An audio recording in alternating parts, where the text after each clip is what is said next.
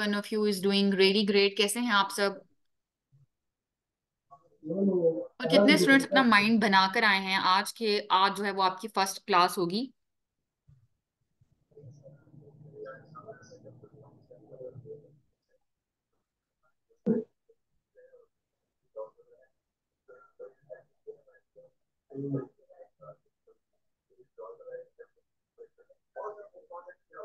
Okay Hasan, perfect. I think chat box is open for everyone.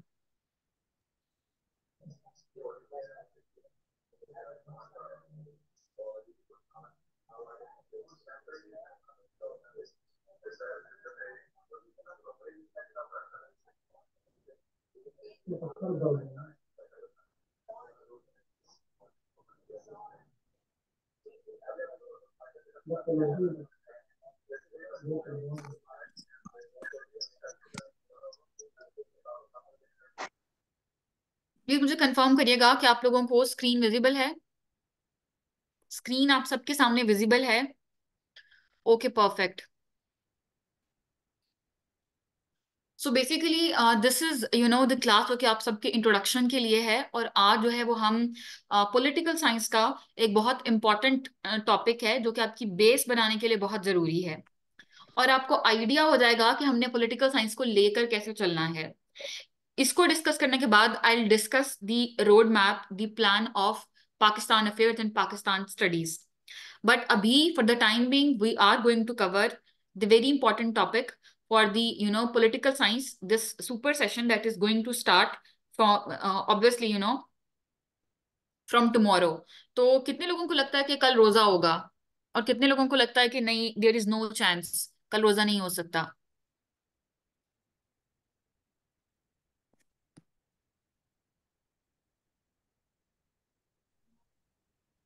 काल अच्छा, रोजा नहीं नो होगा चांस, इंशाल्लाह ना। No chance.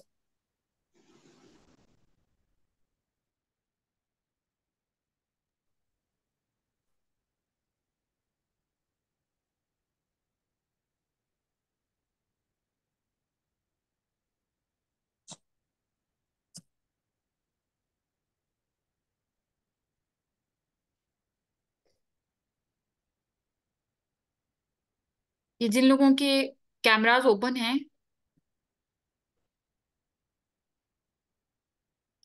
वो अपने कैमरास काइंडली ऑफ कर लें, राइट? अच्छा, आज जो है वो हम बेस देखेंगे। देखिए, पॉलिटिकल साइंस आप में से बहुत सारे लोगों ने ऑलरेडी चूज किया होगा। Aqsa, I think by chance आपका कैमरा ऑन है। सो अगर बाय चांस ऑन है तो आप इसको ऑफ कर सकती हैं।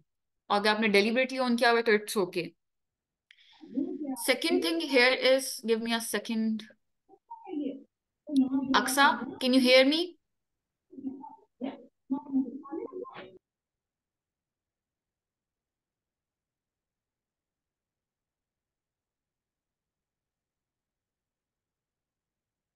अच्छा देखिए, जो हम आज टॉपिक कर रहे हैं जो कि आपकी पॉलिटिकल साइंस की बेस बनाने के लिए बहुत इंपॉर्टेंट है। और पॉलिटिकल साइंस, यहाँ पे कुछ ऐसे स्टूडेंट्स भी हैं जो कि obviously they are from the Pakistan affair and Pakistan studies batch, right? So हो सकता है कि उन्होंने भी इन फ्यूचर आगे जाके पॉलिटिकल साइंस को ऑप्ट करना हो। यहाँ पे आप लोगों का एक कॉन्सेप्ट क्लियर करना बहुत इंपॉर्टेंट है कि जब आप पॉलिटिकल साइंस एक, ये कौन स्क्रीन पे राइट कर रहा है? थोड़े से मैनर सीख लें ऑनलाइन क्लास में आने के। आपका नेम शो हो रहा है स्क्रीन पे। अब आप चाहते हैं कि मैं सबके सामने जो है वो,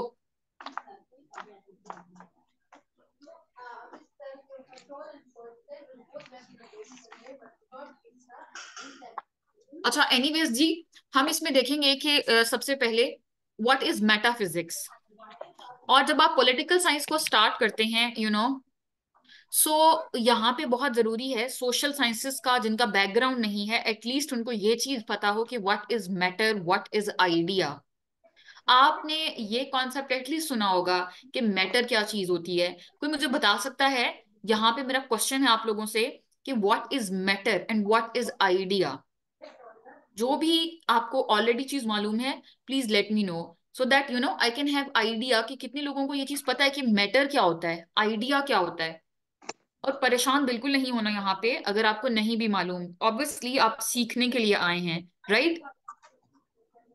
सो मुझे बताइएगा कि what is matter. Matter has a physical state. Matter has a physical state. It's tangible. Very good. Matter, everything that occupies some space and has some mass. Yes, बिल्कुल ठीक है। रोमा कह रही है कि हर वो चीज जो जगह घेरती है, जिसका जो वॉल्यूम ऑक्युपाई करती है। बुशरा कह रही है कि वो होती है मैटर। बिल्कुल ठीक है जी। तो इट मीन्स के you guys are trying to say हर वो चीज जिसका जो कि टेंजिबल है। मैंने सबके कमेंट्स देख लिए हैं। जो कि टेंजिबल है, जिसका कोई मैस है, जिसका कोई वेट है, और जो अपनी शेप को चेंज करता रहता है, that is matter, right. So metaphysics basically एक फिलॉसफी की ब्रांच है। आप में से बहुत सारे लोग ऐसे होंगे जिनकी नेक्स्ट अटेम्प्ट होगी, और शायद जो कि पॉलिटिकल साइंस ऑलरेडी पढ़कर आए होंगे। आप उसमें देखते हैं कॉन्सेप्ट, मुझे बताइएगा यस और नो के आंसर में जस्ट। आप ये देखते हैं कि दिस फिलोसोफर, अभी मैं किसी फिलोसोफर का नेम नहीं ले रही क्योंकि आपने चीजें पहले से पढ़ी नहीं है। आप ये देखते हैं कि this philosopher is idealist and this philosopher is realist. क्या आप ये चीज देखते हैं? यस, हमजा कह रहे हैं कि ठीक है। आवाज सबको आ रही है। अक्सा, आपका कोई अपना इशू होगा तो मुझे बताइएगा। बिल्कुल, निम्रा मलिक कह रही हैं, जी ऐसा होता है। हमजा कह रहे हैं कि यस। आपने डिफरेंट फिलोसफर्स की फिलोसफीज में एक चीज क्रैम करके बस याद कर ली कि प्लेटो इज आइडियलिस्ट, और आपने एक चीज देख ली कि Aristotle is realist, Hobbes is realist, लेकिन आपको बिहाइंड दैट स्टोरी नहीं पता। ऐसा है या नहीं है?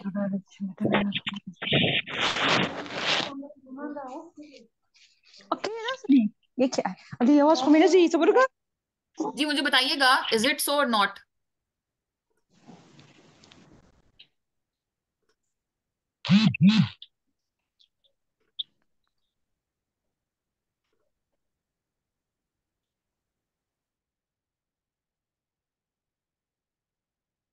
Okay, perfect.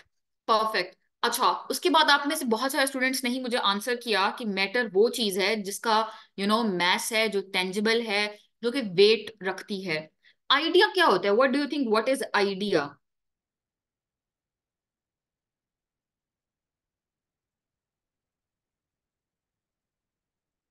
आइडिया ओपिनियन होता है। और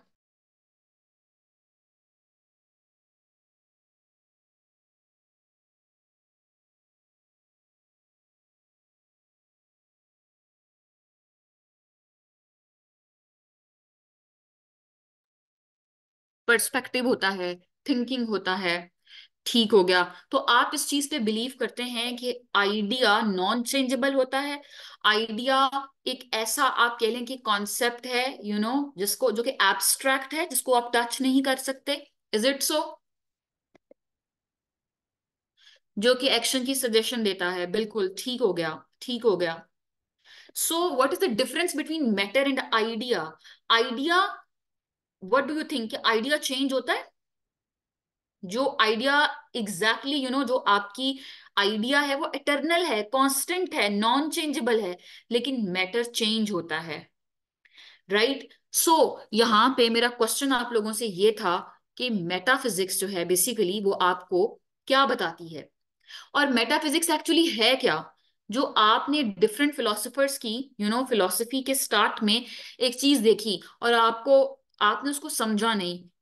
आपने सिंपली कह दिया कि अच्छा ये फिलोसफर, अभी मैं किसी फिलोसफर का डेलिबरेटली नेम नहीं ले रही, आपने कहा कि दिस फिलोसफर इज आइडियलिस्ट, और आपने कहा कि this philosopher is realist. How come you know this reality कि दिस फिलोसोफर इज आइडियलिस्ट और दिस फिलोसोफर इज रियलिस्ट? हम आज उसकी स्टोरी बिहाइंड दैट, उन कॉन्सेप्ट्स को अंडरस्टैंड करने जा रहे हैं। सो मेटाफिजिक्स जो है वो आपकी क्या है? फिलोसफी की ब्रांच है, राइट।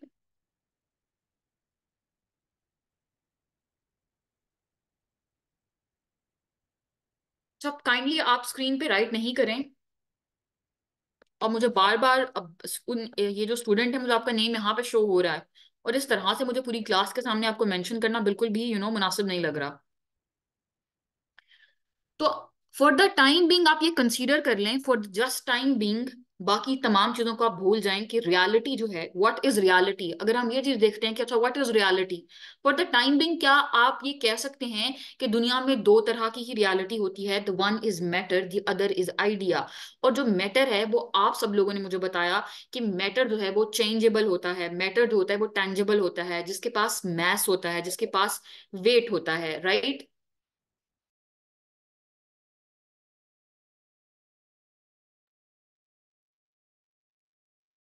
आइडिया एब्स्ट्रैक्ट होता है, बिल्कुल ठीक है, बिल्कुल ठीक है निम्रा।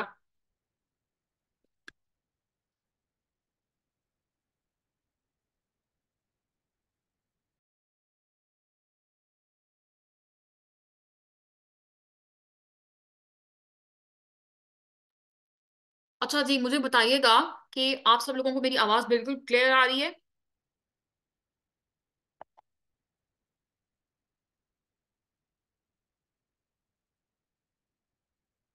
Okay perfect.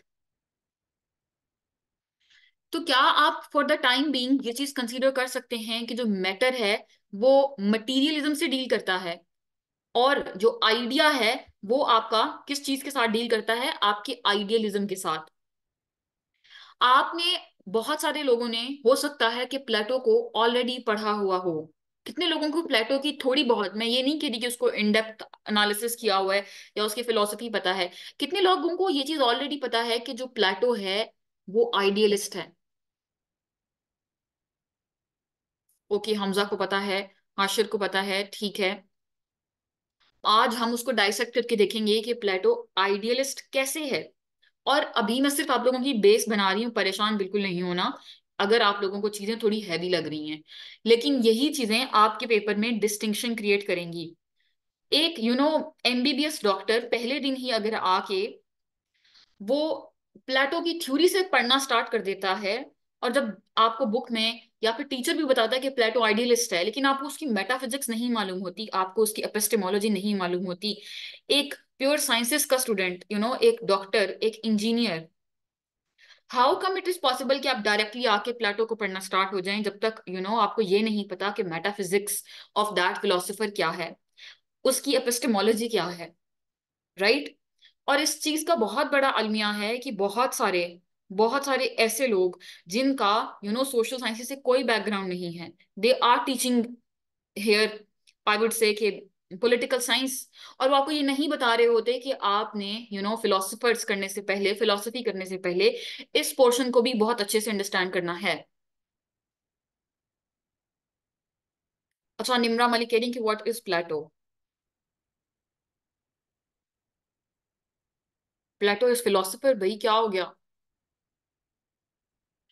अच्छा, उसके बाद हम देखते हैं कि epistemology. For the time Bing आपने जस्ट अभी सिर्फ दो चीजें देखी हैं कि मेटाफिजिक्स क्या है, मेटाफिजिक्स फिलोसफी की ब्रांच है। मेटाफिजिक्स क्या बताती है आपको?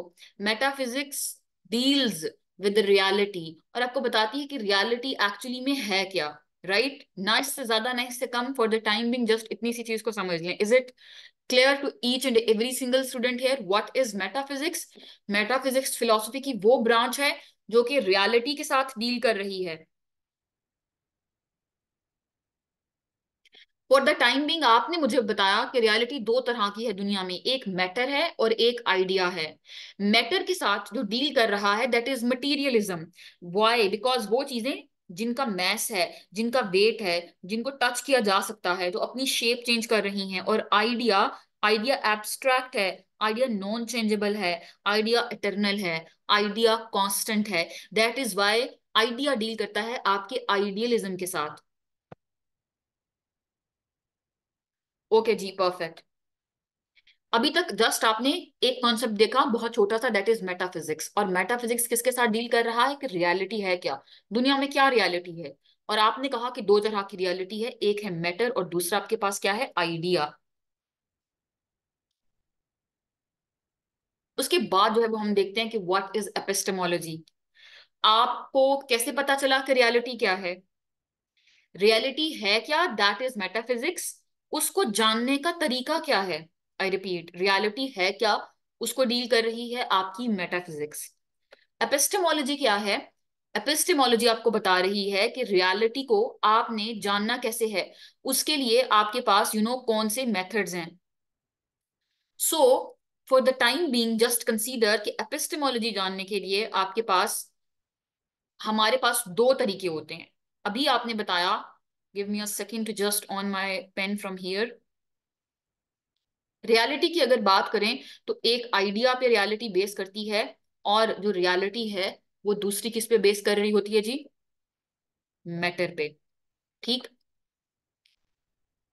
मुझे बताएं कि जो मैटर है, मेरा सिंपल सवाल है, इसका जवाब आप सब लोग देंगे, and be attentive here. I need answer from each and every one of you. Matter जो है उसको आप कैसे जानते हैं? आपको कैसे पता चलता है कि ये चीज मैटर है? अपनी सेंसेस से? क्या आपको अपनी सेंसेस से पता चलता है कि हाँ जी ये चीज मैटर है? इज इट सो और नॉट?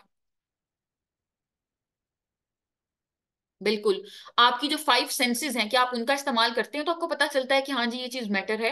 Exactly exactly. सो अगर मैं आपसे पूछूं आइडिया, सॉरी, अगर मैं आपसे पूछूं कि आइडिया, आपको कैसे पता चलता है इस आइडिया का? लेट्स से जो आपने, बहुत सारे स्टूडेंट्स ने कहा कि कुछ ने कहा इमोशंस होते हैं आइडिया, कुछ ने कहा एब्स्ट्रैक्ट होता है, कुछ ने कहा थॉट प्रोसेस होता है। उसका आपको कैसे पता चलता है? आप कैसे जानते हैं उस आइडिया को? एक आइडिया आपके माइंड में आया, लेट से, क्या आप उसको अपनी सेंसेस से जानते हैं या रीजन से जानते हैं? आप उस रियलिटी को कैसे जानते हैं? रियलिटी कितनी तरह की थी आपने देखा? दो तरह की, एक था मैटर और एक था आइडिया। मैटर का कैसे पता चला आपको? सेंसेस के थ्रू। आइडिया जो आपके माइंड में आता है उसका आपको कैसे पता चलता है? क्या आपको आइडिया का सेंसेस के थ्रू पता चलता है या रीजन के थ्रू पता चलता है? This is my question here from all of you.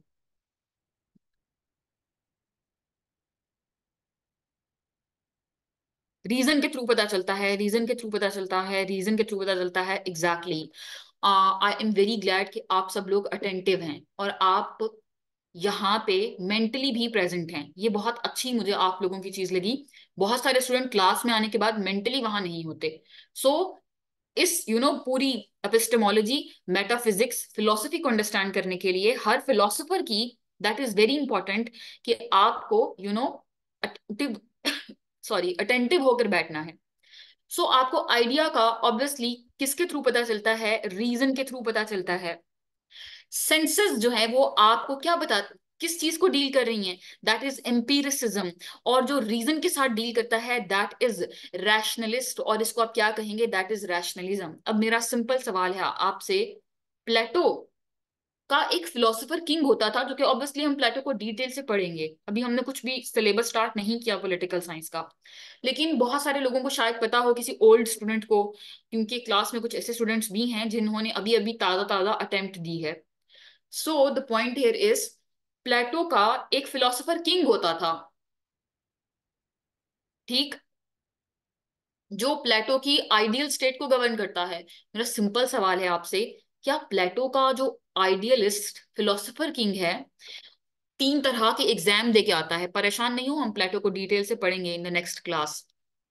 वो तीन तरह के एग्जाम देके आता है, और प्लेटो क्या कहता है कि उस फिलोसोफर किंग में कौन सी चीज सुपीरियर होनी चाहिए, कौन सी चीज उस यू you नो know, इसका जवाब दे मुझे।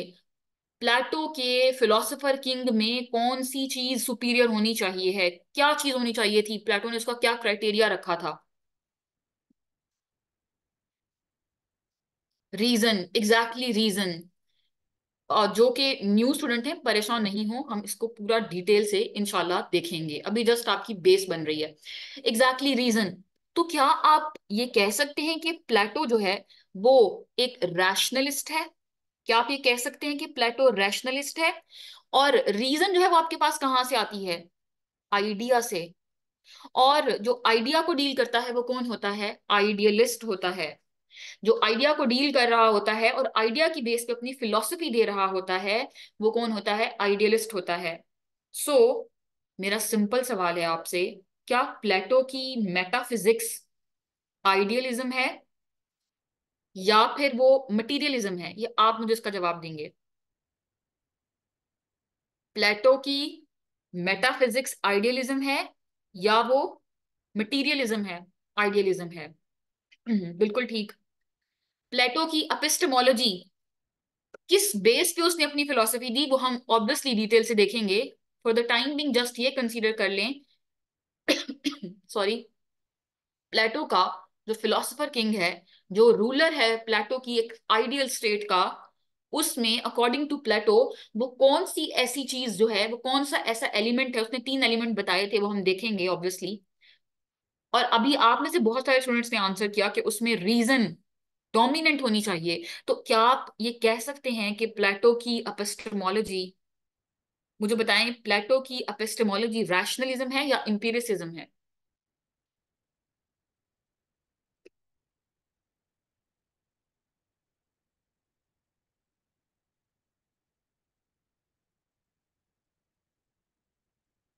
रैशनलिज्म है, रैशनलिज्म है, बिल्कुल ठीक हो गया। सो अभी आप में से काफी सारे स्टूडेंट्स जो हैं उन्होंने आंसर किया कि प्लेटो की जो मेटाफिजिक्स है वो आपके पास क्या है, आइडियलिज्म है। और प्लेटो की एपिस्टेमोलॉजी क्या है, रैशनलिज्म है। अब मेरा आप लोगों से एक और क्वेश्चन है, हॉब्स, अभी हमने वैसे हॉब्स पढ़ा नहीं है, ऑब्वियसली हम हॉब्स को देखेंगे।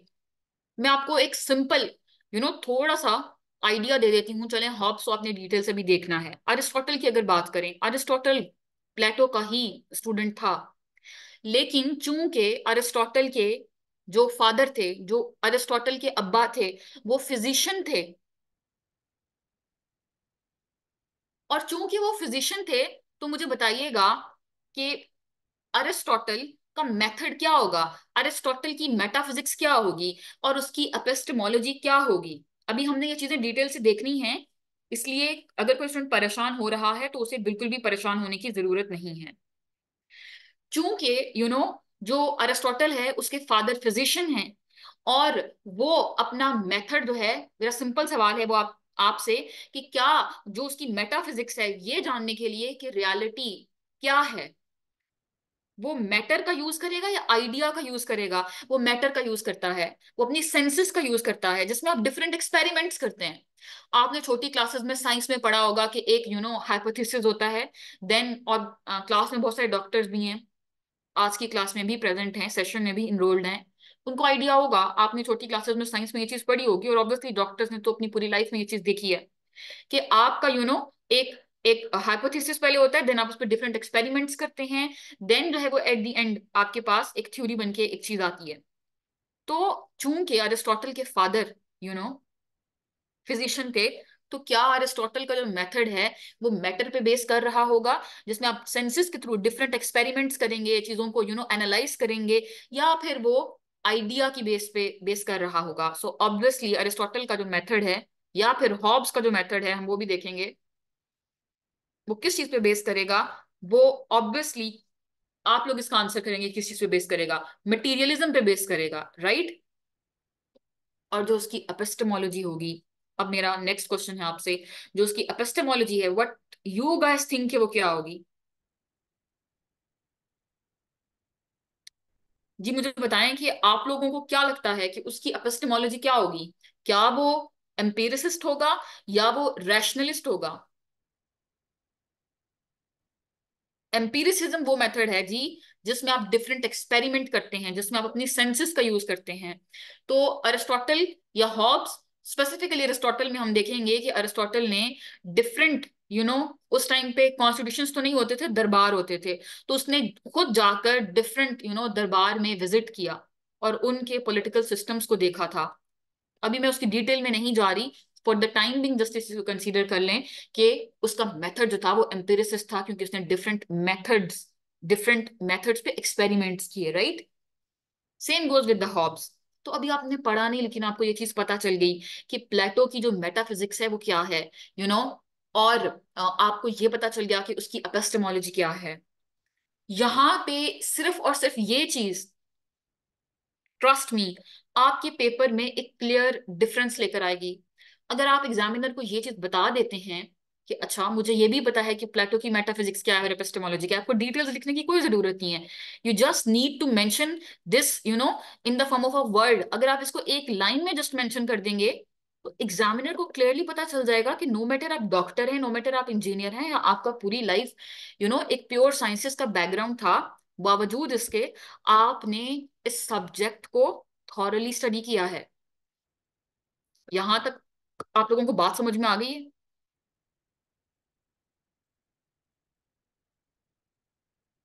जी, यहां तक किसी भी स्टूडेंट का कोई भी क्वेश्चन है तो please do let me no. अभी तक हमने सिर्फ दो चीजें देखी। अब हम इसको जल्दी से क्विकली रिवाइज कर लेते हैं। अभी तक हमने सिर्फ दो चीजें देखी। एक हमने देखा कि व्हाट इज मेटाफिजिक्स, और मेटाफिजिक्स है क्या, जो कि आपको बताती है कि व्हाट इज रियलिटी। रियलिटी हमने देखा दुनिया में for the time being just ये कंसीडर कर लें कि दो तरह की है। व्हाट इज रियलिटी, रियलिटी दो तरह की है। कौन कौन सी तरह की? One is idea and the other one is matter, right. और आपने देखा कि मैटर का आपको कैसे पता चलता है? सेंसेस के थ्रू, और आइडिया रीजन के थ्रू। और अगर आप देखते हैं कि इस चीज को जानने का तरीका क्या है, रियलिटी तो है, रियलिटी को आप जान कैसे सकते हैं? They are two methods in the name of epistemology. So one is rationalism and the other one is empiricist method. Empiricist method में आप अपनी सेंसेस का यूज करते हैं, आप डिफरेंट एक्सपेरिमेंटेशंस करते हैं, जिस तरह के अरिस्टोटल ने किए। अरिस्टोटल खुद गया और उसने डिफरेंट जो दरबार, उस टाइम पे एग्जैक्टली कॉन्स्टिट्यूशन तो एग्जिस्ट नहीं किया करता था, डिफरेंट दरबार होते थे, जिसमें उसने खुद जाके पॉलिटिकल सिस्टम को विजिट किया, पॉलिटिकल सिस्टम को देखा, जाना, समझा और तब अपनी थ्योरी दी। जबकि प्लेटो ने on the basis of rationalism, अपने आइडिया के बेस पे, जो उसके माइंड में आइडिया आया, जस्ट उसने एक फिलोसोफर किंग का कॉन्सेप्ट दे दिया। जबकि अरिस्टोटल खुद गया, उसने जाके विजिट किए पॉलिटिकल सिस्टम्स को, राइट। जब वो खुद गया और उसने खुद जाके पॉलिटिकल सिस्टम्स को विजिट किए, देन उसने जो है वो अपनी थ्योरी दी, अपनी फिलोसफी पेश की। That is the empiricist method. Rationalist method Plato का क्या था? जो उसके माइंड में जो आइडिया आया, दैट इज एब्स्ट्रैक्टिंग, और उसने उसकी बेस पे एक फिलोसोफर किंग, एक आइडियल स्टेट का कॉन्सेप्ट दे दिया। सो इट मीन्स के अगर आप बात करते हैं प्लेटो की, तो प्लेटो आइडियलिस्ट है। इसी तरह से हम देखेंगे कि अल फाराबी आइडियलिस्ट है। इकबाल का जो खुदी का कॉन्सेप्ट है और जो इकबाल की फिलोसफी है वो आइडियलिस्ट है। परेशान नहीं हो, ये सारी चीजें हम देखेंगे सेशन में डिटेल में। इसी तरह से अगर आप बात करते हैं हॉब्स की, अरिस्टोटल की, आप बात करते हैं कार्ल मार्क्स की, तो ये तमाम जो फिलोसफर्स हैं, ये आपके मटीरियलिस्ट, या फिर आप कह सकते हैं कि जो कि मटीरियलिज्म पे बेस्ड, एम्पिरिसिस्ट मेथड्स पे बेस्ड इनकी जो है फिलोसफी है। यहां तक आपका कोई भी क्वेश्चन है तो please do let me no. हमने सिर्फ दो कॉन्सेप्ट देखे हैं, लेकिन ये सिर्फ दो कॉन्सेप्ट इतने इंपॉर्टेंट हैं कि आप मेरे से लिखवा लें। जितने भी लोगों ने पॉलिटिकल साइंस ऑप्ट किया है, उसको स्टार्ट करने से पहले वो ये चीज नहीं पढ़ते, वो इस चीज को नहीं समझते, और डायरेक्टली आप स्टार्ट कर देते हैं। पहले दिन आपका प्लेटो से लेक्चर स्टार्ट हो जाता है, नेक्स्ट डे आपका अरिस्टोटल, और आपको ये पता ही नहीं है कि what is metaphysics and what is epistemology. और अगर आप सिर्फ इतनी सी बात अपने पेपर में जाके लिख आते हैं, it is going to create you know a difference in your paper.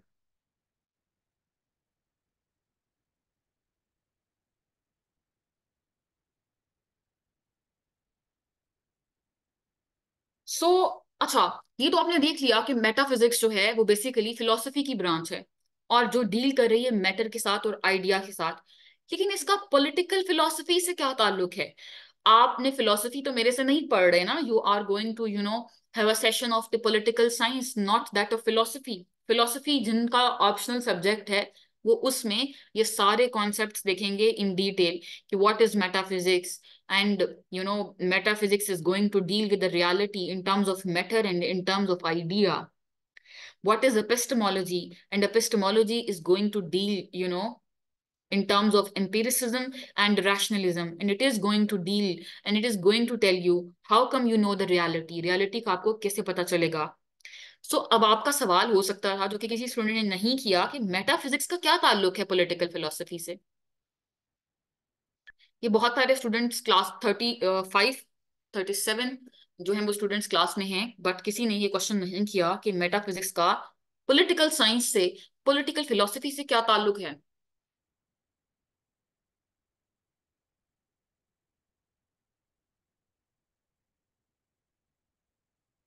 जी मुझे बताइएगा, आप लोगों को चीजें क्लियर हो रही हैं? Obviously this is online teaching mode, so उसमें जस्ट आपके रिस्पॉन्स से ही चीजें मुझे पता चल सकती हैं। Okay, okay perfect. सो देखिए, पॉलिटिकल फिलोसफी जो है, इसमें आप एवरी अदर फिलोसोफर देखेंगे वो स्टेट की अपनी थ्योरी दे रहा है, लेट से अगर आप प्लेटो की बात करें तो प्लेटो स्टेट की अपनी थ्योरी देता है जो कि उसकी आइडियलिस्ट स्टेट है। अरिस्टोटल आपको kind of different form of governments बताता है जो कि स्टेट, जो कि आपको रियासत चलाने का तरीका ही बता रही होती हैं।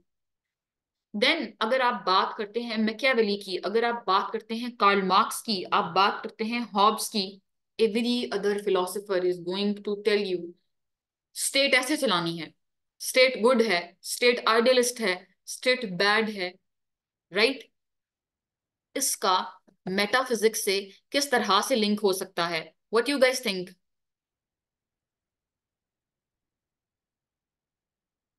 पॉलिटिकल फिलोसफी की बेस लाइक प्लेटो की आइडियलिज्म पे है, वो उसकी पॉलिटिकल स्टेट भी उसके अकॉर्डिंग देता है। जी बिल्कुल ठीक कह रही हैं आप डॉक्टर ईमान।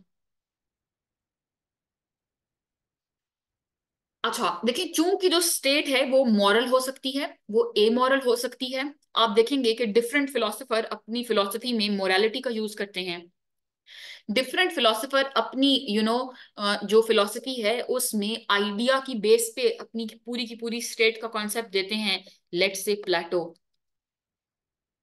और आप कुछ फिलोसोफर देखेंगे जो कि अपनी पूरी की पूरी फिलोसफी जो है वो मैटर की बेस पे दे रहे हैं। Let say Aristotle, let say Hobbes, let say Karl marks.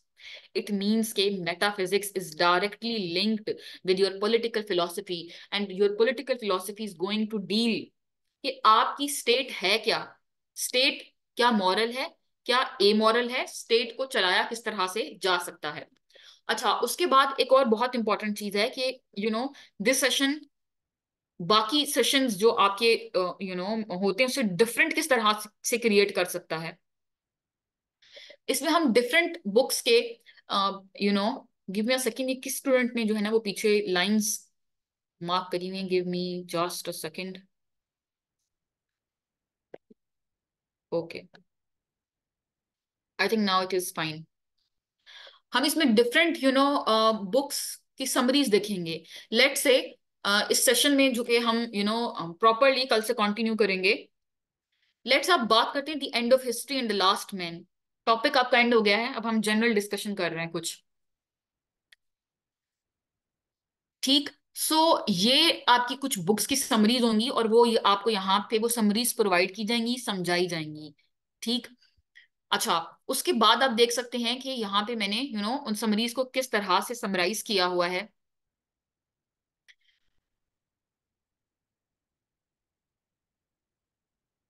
कि क्या जो ये फ्रांसिस फुकुयामा की जो बेसिकली किताब है वो आपको क्या बता रही है, वो आपसे क्या क्वेश्चन कर रही है। तो इसको हम सेशन में ऑब्वियसली डिटेल से इन सारी चीजों को देखेंगे कि थीसिस क्या है, एंटी थीसिस क्या है, हेगेलियन फिलोसफी जो है वो क्या है।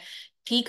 और इसके साथ साथ जहां तक बात है आपके पेपर टू की, ये मैंने पेपर टू भी इन स्लाइड्स में ऐड किया था। What is the purpose of adding this paper two? अभी एग्जामिनर की जो अप्रोच है वो चेंज हो गई है। आपका एग्जामिनर आपसे स्ट्रेट फॉरवर्ड क्वेश्चन नहीं करता। आज मेरी एक स्टूडेंट से डिस्कशन हो रही थी एंड ही वाज सेइंग कि एनालिसिस की कोई जरूरत नहीं है, हम मार्केट से कोई भी किताब लेके इजीली अपनी प्रिपरेशन खुद ही कर सकते हैं। बिल्कुल अपनी प्रिपरेशन खुद हो सकती है, there is no denying the fact, unless क्या आपका एटलीस्ट कुछ तो बैकग्राउंड हो ना सोशल साइंसेज में। ठीक। द पॉइंट हियर इज कि जब पेपर टू की बात आती है, पेपर वन में जो आपका मेजर पोर्शन है वो फिलोसफर्स हैं, वो हमने कल डिटेल से देखा। सिलेबस को हमने कल डाइसेक्ट किया था इन डिटेल।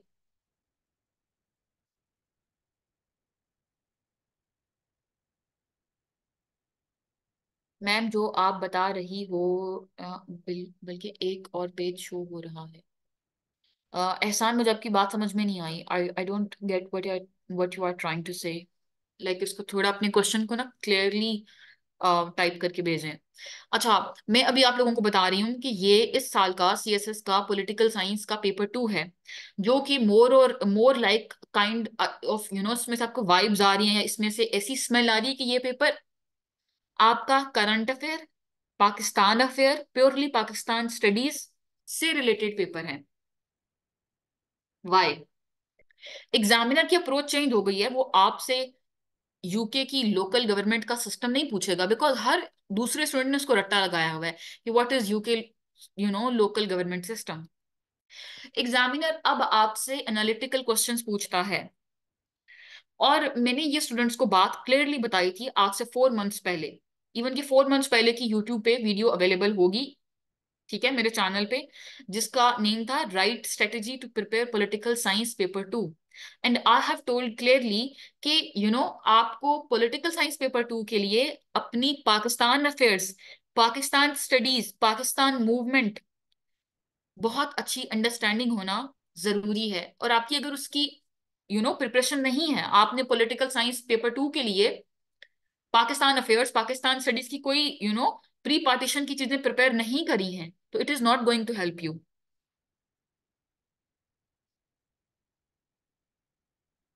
अच्छा, अगर हम इस पेपर का एनालिसिस करें तो यहाँ पे एग्जामिनर ने एक सिंपल क्वेश्चन आपसे पूछा है यूनाइटेड किंगडम यानी कि यूके के पॉलिटिकल सिस्टम में से, और जेनेरिक क्वेश्चन है, बिल्कुल जेनेरिक क्वेश्चन पूछा।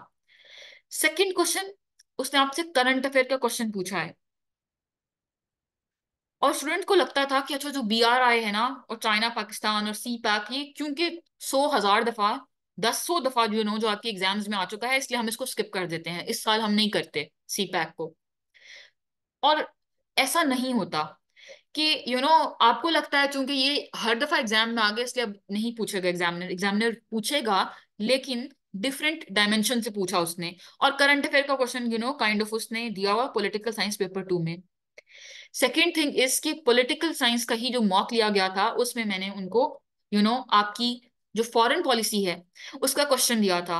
तो यहाँ पे इस पूरी डिस्कशन का पर्पस ये है, अपने माइंड में ये चीज रख लें, क्योंकि क्लास से पहले कुछ स्टूडेंट्स ने अभी मुझसे क्वेश्चन किया था कि फर्स्ट क्लास से पहले हमारे माइंड में या फिर हमारे पास क्या प्री रेक्विजिट होना चाहिए पॉलिटिकल साइंस के लिए एंड पाकिस्तान अफेयर्स के लिए।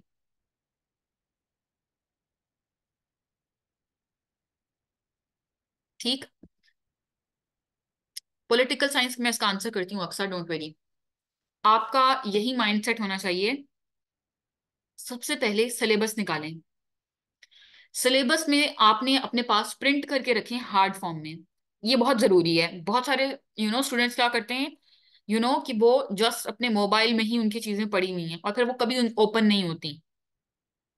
आई थिंक ये जो अभी वाली जनरेशन है, ये little bit old school thought हमारे हैं।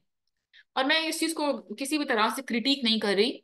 शायद जो नेक्स्ट जनरेशन हो वो मोबाइल से पढ़ने की, सॉफ्ट चीजों से पढ़ने की उनको एक्सपर्टीज हो, लेकिन आप लोगों से मेरी एक ही दरख्वास्त है, अपने सिलेबस को प्रिंट करके अपने पास रखें, अपनी वॉल पे पेस्ट कर लें। One thing.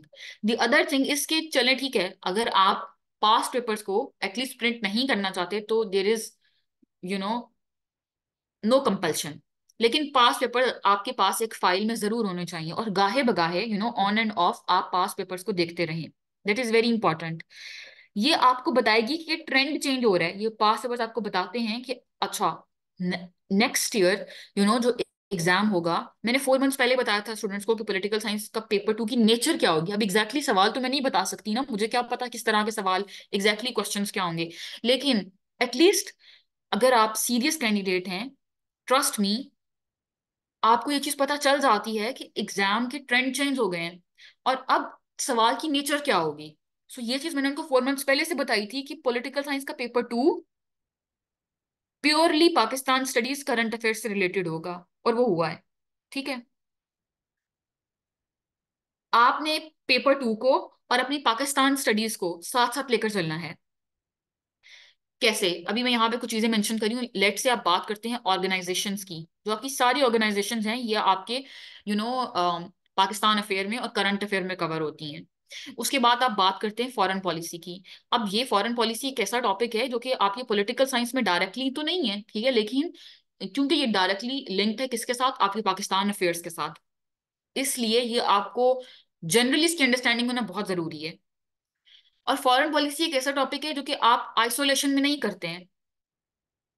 यू आप डिफरेंट कंट्रीज के साथ अपने रिलेशंस देखते हैं, आप पाकिस्तान की वाटर डिप्लोमेसी देखते हैं, आप न्यूक्लियर थ्रेशोल्ड देखते हैं पाकिस्तान का कि वो क्या है, इसी तरह से आप अपनी इकोनॉमिक पॉलिसी देखते हैं, अपनी गवर्नेंस देखते हैं, तो फॉरेन पॉलिसी एक ऐसा टॉपिक है जो आइसोलेशन में नहीं हो सकता।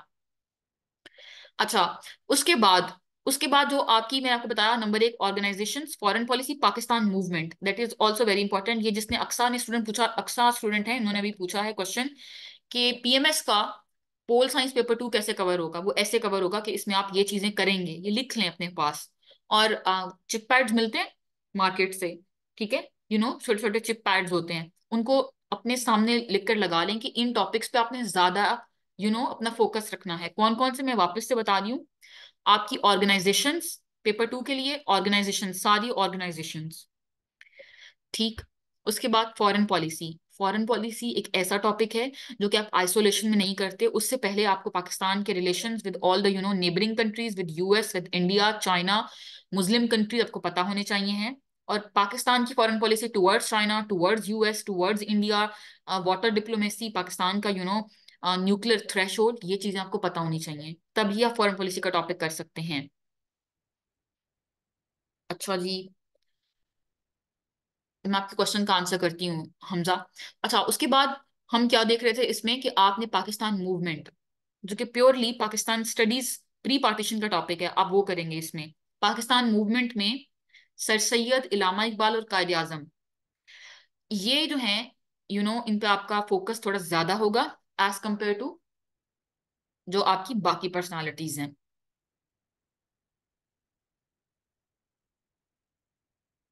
तो इन चीजों को अपने माइंड में रखना है। And there is last very important topic, that is Pakistan की इकोनॉमिक इश्यूज क्या हैं। और ये बहुत डिटेल्ड में पाकिस्तान अफेयर में कवर होता है कि पाकिस्तान के इकोनॉमिक इश्यूज क्या हैं। उसके बाद लास्ट लास्ट मेरे ईयर के जितने भी बैचेस थे उनको मैंने फेडरेशन पे, पाकिस्तान की फेडरल स्ट्रक्चर पे पूरा एक रिसर्च पेपर पढ़ाया था। तो पाकिस्तान का जो फेडरल फेडरेशन के जो इश्यूज हैं इवन आफ्टर 18th अमेंडमेंट, वो क्या है, फेडरेशन प्योरली एक गुड फेडरेशन होती क्या है, इस पे आपका फोकस होगा। और ये मैंने उनको लास्ट ईयर भी पढ़ाया था। You know I I mean to say कि मैंने उनसे कहा था आप इस पूरे रिसर्च पेपर को पढ़ेंगे और ये आप पे मस्ट है। और पूरे सेशन में उस रिसर्च पेपर पे बहुत ज्यादा फोकस रखा गया था। तो मैंने अभी आपको 4 चीजें बताई हैं। फेडरेशन का प्योर स्ट्रक्चर, हर साल इससे कभी एक डायमेंशन में सवाल आएगा, कभी दूसरी डायमेंशन में आएगा।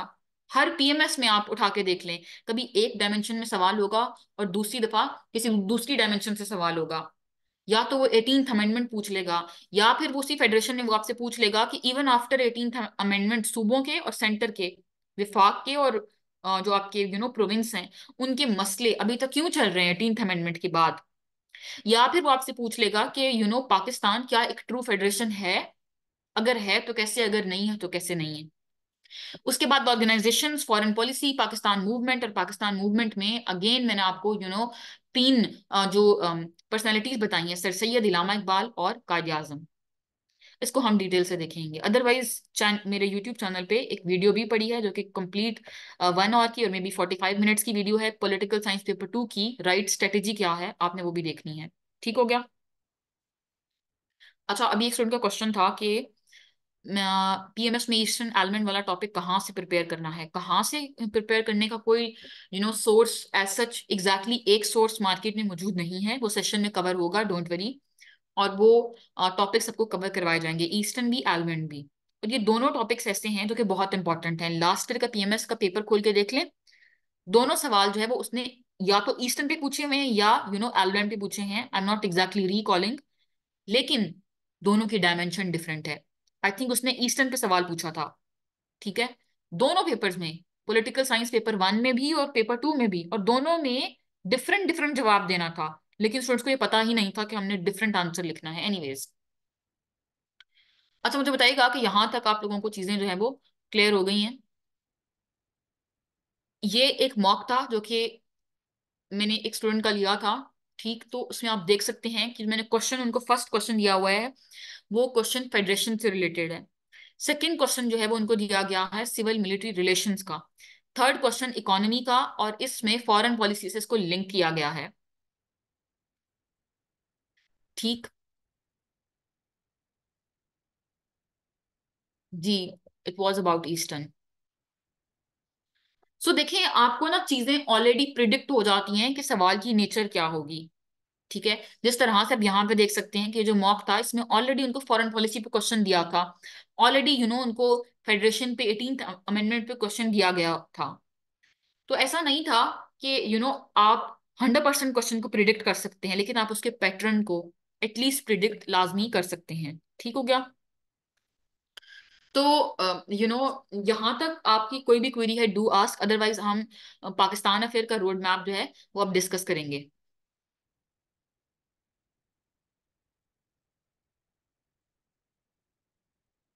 जी, मैं आपको यही बता रही हूँ हमजा, कि बुक्स में इसका मटेरियल अवेलेबल नहीं है, तो आप इसको ऑब्वियसली ऑनलाइन रिसोर्सेज से प्रिपेयर करें। And if you know are enrolled in the session, तो सेशन में आपको इसका कंपाइल्ड डाटा प्रोवाइड किया जाएगा, आपको कंप्लीट लेक्चर इसके प्रोवाइड किए जाएंगे, जिसके साथ उसके डिटेल्ड हैंडआउट्स भी होंगे। सो इट्स नॉट लाइक कि आपको डिफरेंट जगह से प्रिपेयर करने की जरूरत होगी। I can tell you authors, मैं आपको कोई एक किताब नहीं बता सकती, राइट। आप मेरे से किसी भी टॉपिक पे पूछें, तो I can tell you different different authors या डिफरेंट सोर्सेज। एक वो जो जिसको आप कहते हैं ना कि तनीसिया, भी मेरे पास एक ही दवा है सारे इश्यूज की, तो वो किसी के पास भी नहीं है।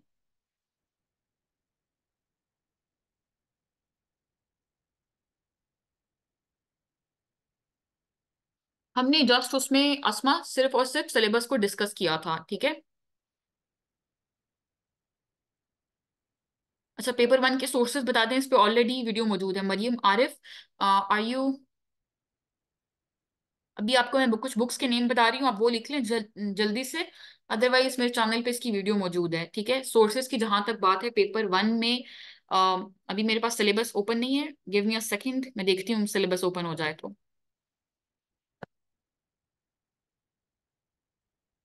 जी जी मरियम, देखिएगा, आपका जो सिलेबस है, मैं आपको जल्दी से विद इन 2 मिनट्स आंसर कर रही हूँ, नोट डाउन कर लें। वैसे मैंने कल भी ये सारी चीजें बताई थी, और कल मैंने डिटेल से इसको डिस्कस किया था, सोर्सेज भी बताए थे इवन के कल।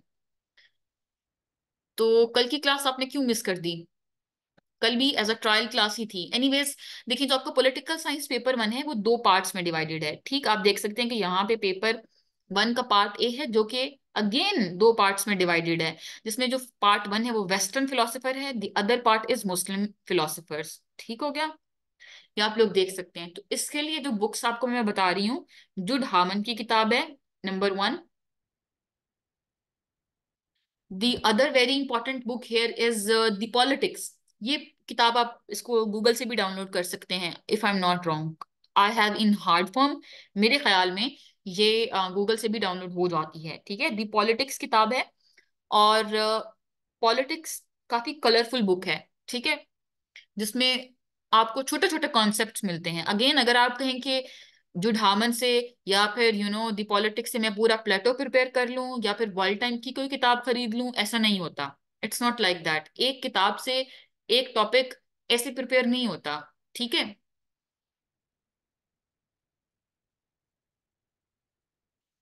अच्छा, उसके बाद अगर आप बात करते हैं पॉलिटिकल साइंस पेपर टू की, तो उसकी मैंने अभी आपको डिटेल से डिस्कशन की है। इसी तरह से आपके पास है पॉलिटिकल साइंस का पेपर वन पार्ट बी।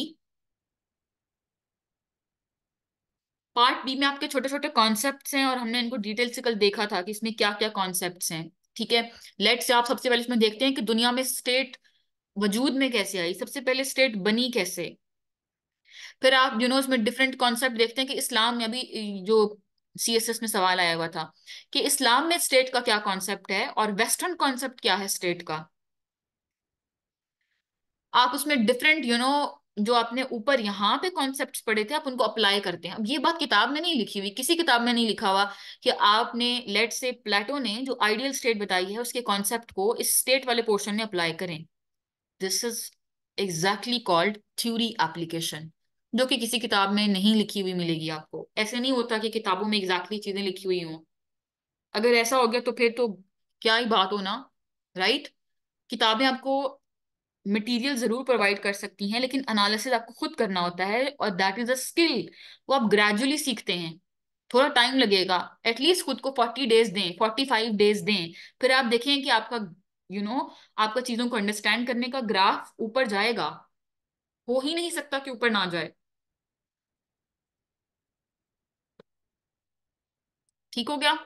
अच्छा, तो देखें, जो पॉलिटिकल साइंस पेपर वन का पार्ट बी है, इसमें लेट से स्टेट सिस्टम है। इसमें अगेन आपने यहाँ पर ये जो सारी चीजें पढ़ी हैं, give me a second, where is pen, here it is. अब आपने यहाँ पे ये जो सारे कॉन्सेप्ट्स पढ़े, लेट से आप देखते हैं कि हीगल अपना कॉन्सेप्ट बता रहा है, कार्ल मार्क्स अपना कॉन्सेप्ट बता रहा है कि अच्छा स्टेट ये है, ठीक है, और इस तरह से रिवॉल्ट होगा। इसी तरह से अगर आप देखते हैं फाराबी की, तो अपनी आइडियल स्टेट का कॉन्सेप्ट दे रहा है कि इस्लाम में भी ये वाली स्टेट है और ऐसी स्टेट होनी चाहिए। वो सारे कॉन्सेप्ट आप यहाँ पे भी लगाते हैं, अप्लाई करते हैं। लेकिन किसी किताब में एग्जैक्टली चीजें ऐसे नहीं लिखी होंगी कि अप्लाई करना होता है। इसी तरह से लेट से आप रूलर का कॉन्सेप्ट देखते हैं, तो प्लेटो का एक अपना रूलर है। सेम गोज विद अगर आप बात करते हैं फाराबी की, उनका एक अपना रूलर है। द डिफरेंस इज कि उनका रूलर मुस्लिम रूलर है, प्लेटो का रूलर एक वेस्टर्न रूलर है।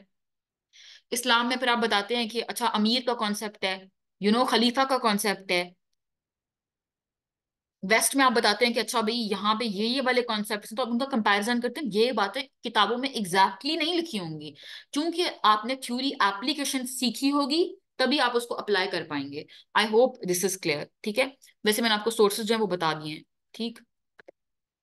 पेपर टू के लिए अगर आप बात करते हैं, पेपर टू के सोर्सेज कोई लिखना चाहता है तो वो लिख ले, वैसे मैंने कल भी बताए थे। अगेन ऑक्सफोर्ड की किताब है, हामिद खान की, कॉन्स्टिट्यूशनल पॉलिटिकल हिस्ट्री। अब वो इतनी बड़ी किताब है, आप किताब पढ़ने बैठेंगे तो आपको कहीं गुम हो जाएंगे। आपको ये चीज नहीं क्लियरली पता चलेगी कि मैंने कितना पोर्शन करना है और क्या करना है। लेट से आप बात करते हैं 18th अमेंडमेंट की।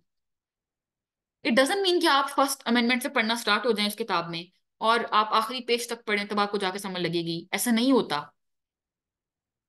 You have to be very smart. उसके लिए आपको, I would say, right direction जरूर लें। किसी से भी लें, नॉट सेइंग कि जस्ट मेरे से लें, किसी से भी लें। The person, the teacher, the mentor has to be very sincere, जो कि आपको बस उतनी डायरेक्शन जितनी रिक्वायर्ड है वो प्रोवाइड करे।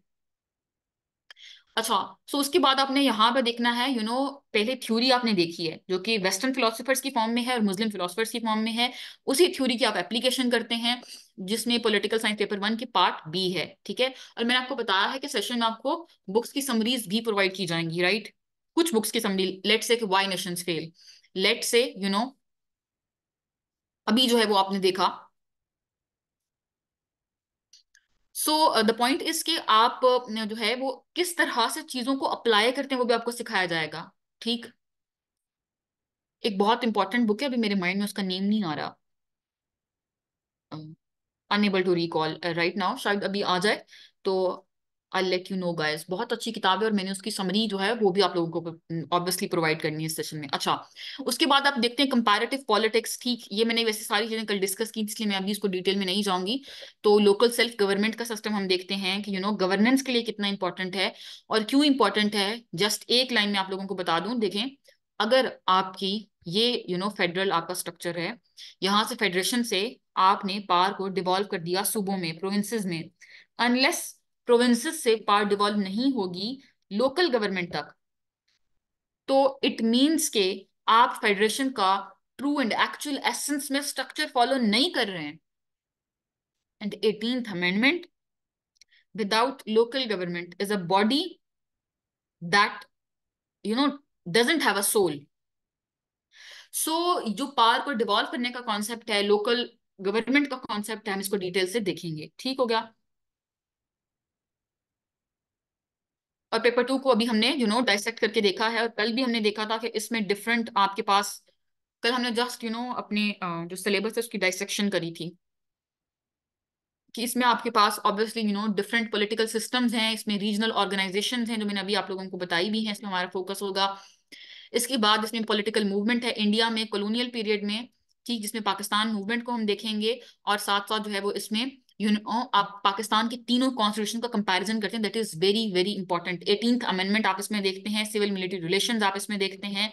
अब बहुत सारे स्टूडेंट्स इस पूरे पोर्शन को छोड़ देते हैं। उसके बाद इंटरनेशनल रिलेशंस के आपके पास छोटे छोटे कॉन्सेप्ट्स हैं। अच्छा, उसके बाद हम आ जाते हैं पाकिस्तान अफेयर्स पे। हैंड रेस करिएगा यहाँ पे क्लास में कितने स्टूडेंट्स हैं जो कि पाकिस्तान अफेयर्स के सेशन में इनरोल्ड हैं, and they are pursuing for Pakistan affairs and Pakistan studies for both CSS 25 and PMS Punjab. Hand raise करिएगा, कितने स्टूडेंट्स हैं यहाँ पे? अच्छा, मोहम्मद हाशिर, ठीक है, हाशिर मुझे आपका नेम याद है। अस्मा, ठीक है। फातिमा, ठीक हुआ। अच्छा जी, ठीक हो गया। देखें, यहाँ पे सिलेबस में इतना बड़ा सिलेबस नहीं है, आपको यहाँ पे आई थिंक शो हो रहा होगा 5 पेजेस। और अगर आप यहाँ पे टॉपिक्स देखें ना, तो टॉपिक्स मेंशन है, और टॉपिक को किस किस एंगल से, कितने डायमेंशन से कवर करवाया जाएगा, it is already mentioned here, right? So this road map I have already provided. आपके जो एक्चुअली में सीएसएस या पीएमएस का सिलेबस है, उसमें इतने ज्यादा टॉपिक्स नहीं है। You can see the first topic from here, that is pre partition, ठीक है। और हम प्री पार्टीशन को डिटेल से देखेंगे, इसमें पाकिस्तान मूवमेंट को देखेंगे, ठीक है। इसमें हम सेपरेट इलेक्टोरेट का जो सिस्टम था या जो कॉन्सेप्ट था, वो इनिशियली कैसे आया, और आप क्या सेपरेट इलेक्टोरेट लेने में कामयाब रहे, हम वो देखेंगे। पाकिस्तान की ज्योग्राफी इसमें देखेंगे, जियो स्ट्रेटेजिक इंपॉर्टेंस देखेंगे। हर साल जियो स्ट्रेटेजिक इंपॉर्टेंस पे सवाल आता है, लेकिन इस बार जो सीएसएस स्पेशल में सवाल आया था जियो स्ट्रेटेजिक इंपॉर्टेंस पे, इसको डिटेल से देखिएगा। किस तरह का क्वेश्चन था, टोटली एनालिटिकल। उसने आपसे सीधा से सवाल नहीं पूछा, स्ट्रेट फॉरवर्ड क्वेश्चन नहीं पूछा था कि जियो स्ट्रेटेजिक इंपॉर्टेंस बताएं। उसने कहा था जियो स्ट्रेटेजिक इंपॉर्टेंस से सोशल एंड पॉलिटिकल इंस्टीट्यूशंस पे इम्पैक्ट कैसे आता है, वो बताएं।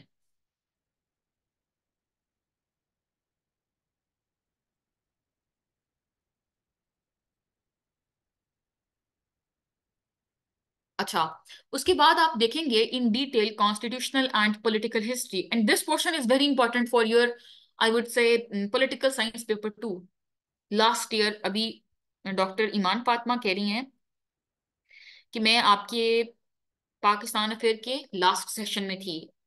तो आई थिंक डॉक्टर ईमान फातिमा, आप जो बताएगा आपका एक्सपीरियंस कैसा रहा लास्ट सेशन का, and what do you think the session did justice और नॉट? बिकॉज आपका ऑब्वियसली एमबीबीएस का या फिर सोशल साइंसेस का बैकग्राउंड नहीं होगा, आपका प्योर साइंसेस का बैकग्राउंड होगा।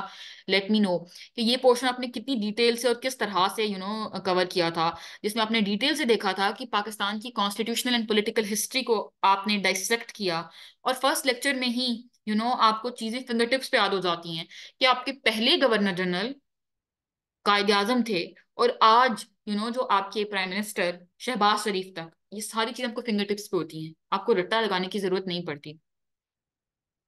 उसके बाद जो पाकिस्तान के तीनों कॉन्स्टिट्यूशंस हैं, उनका कंपैरिजन देखेंगे हम। उसमें वीकनेसेस देखेंगे, क्या क्या रीजन बनी कि फर्स्ट कू आया, फिर क्या रीजन बनी कि आपके पास मिलिट्री सेकंड कू लगा दिया, फिर क्या रीजन बनी कि थर्ड कू लगा, फिर क्या रीजंस थी कि जिसकी वजह से आप मुल्क में इमरजेंसी लगी, जो कि मुशर्रफ ने लगाई थी। फिर 18th अमेंडमेंट को हम डिटेल से देखेंगे। अब आप देख रहे हैं ये टॉपिक्स डायरेक्टली लिंक्ड हैं आपके पाकिस्तान अफेयर से भी, और साथ साथ आपके पॉलिटिकल साइंस से भी। जी डॉक्टर ईमान फातिमा, अगर आप सेशन में हैं, क्लास में, तो मुझे आपने अपना फीडबैक अभी देना है। और कौन सा स्टूडेंट है जो कि पिछले सेशन से हैं? Is there any other student जो प्रीवियस सेशन से हैं? अच्छा, उसके बाद जो है आप मुझे बताएंगे कि सिविल मिलिट्री रिलेशंस, जो हमारा नेक्स्ट टॉपिक होगा, उसको हम डिटेल से देखेंगे। अब सिविल मिलिट्री रिलेशंस में बहुत सारे स्टूडेंट्स क्या करते हैं कि जस्ट ना 10-12 हेडिंग्स को गिनी चुनी किताबों से रट्टा लगा लेते हैं। आप समझते हैं कि आपका सीएसएस का एग्जामिनर, जिसका एक्सपीरियंस आपकी एज से भी ज्यादा है, वो आपका पेपर नहीं पढ़ेगा? क्या उसको नहीं पता ये 10-12 हेडिंग्स आपने मोनोटोनस हेडिंग्स कहाँ से उठा के लिखी हैं? What do you think? 60 साल अगर उनकी एज है और वो एग्जाम हॉल में बैठ के वो लिटरली बाबे हैं, तो आपका पेपर चेक कर रहे हैं। आपको क्या लगता है कि आप जो है वो जस्ट सिविल मिलिट्री रिलेशंस में हवाई बातें करके आ जाएंगे और एग्जामिनर को पता नहीं चलेगा? I have never seen any mentor this much dedicated, honestly. Ma'am, you did justice with the session. Thank you so much, Dr. Iman Fatma. Thank you so much.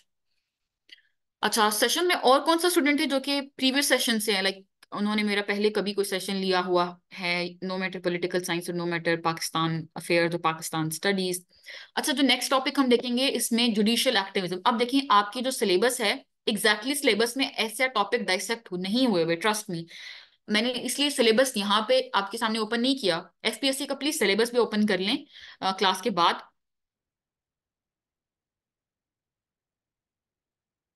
I didn't join your session, but बहुत सारे आपके demo lectures attend किए हैं, आप literally बहुत अच्छा guide करती हैं। एहसानुल हक, थैंक यू सो मच।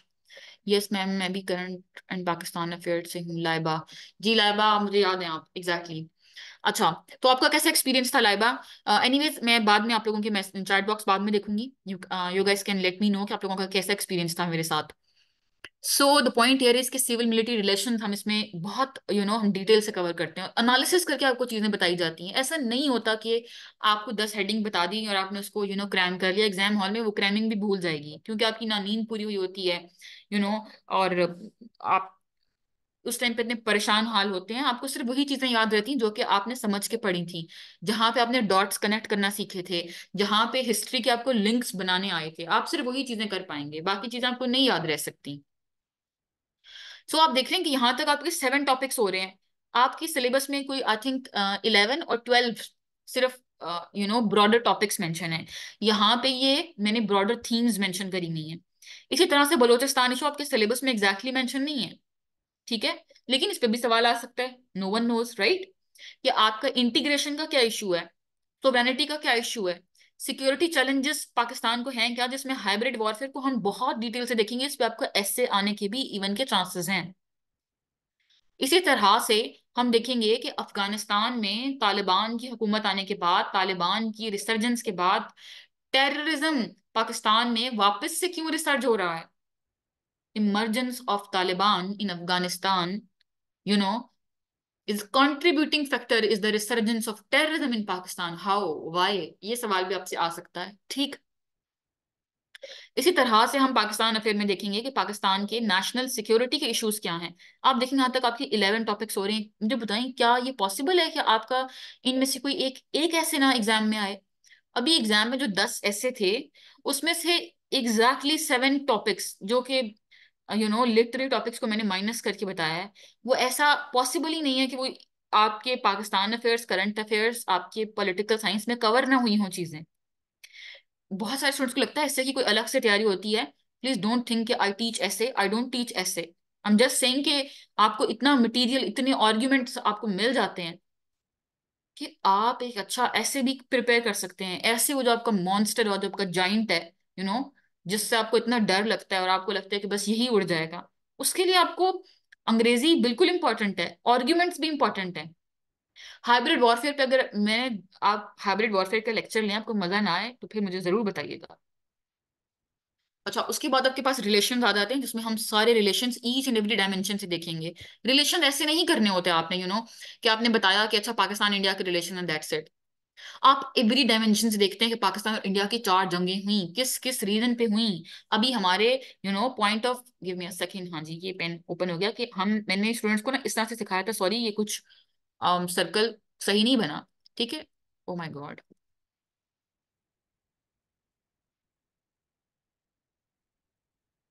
अच्छा, ये देखें, लेट से पाकिस्तान और इंडिया के जो पॉइंट ऑफ डाइवर्जेंस हैं, जिसमें दोनों क्लैश हैं, वो आपने यहाँ पे लिख दी। वो क्या है? लेट से आपका वाटर इशू है, ठीक है, आपकी वाटर डिप्लोमेसी है, लेट से आपका न्यूक्लियर डॉक्ट्रिन है, and there are so many points जो कि हम डिस्कस करेंगे। पाकिस्तान और इंडिया की वो कौन से पॉइंट्स हैं जो कि कन्वर्ज कर रहे हैं, जिसमें उनके रिलेशंस, मसलन नंबर 1, अगर आप नंबर 1 बात करें तो वो क्या है? सिक्योरिटी, दोनों को इसमें मिल के बैठना चाहिए। नंबर 2 टेररिज्म, ठीक। इसी तरह से आप 1 2 3 यहाँ पे उन चीजों को मेंशन करते जाते हैं। तो मुझे बताएं, अगर आपने इस तरह से चीजें पढ़ी होंगी, how come this is not impossible कि आप एग्जाम हॉल में बैठ के आपको ब्रेन स्टॉर्मिंग ना कर पाए, सवाल आए और आपके पास डाटा ना हो। डाटा, ये मेरी गारंटी होती है कि डाटा आपके पास इतना होता है, आप लिखते लिखते आप कहेंगे कि टाइम कम है, हमारे पास आर्ग्यूमेंट्स इतने ज्यादा थे कि हम लिख ही नहीं पाए हैं।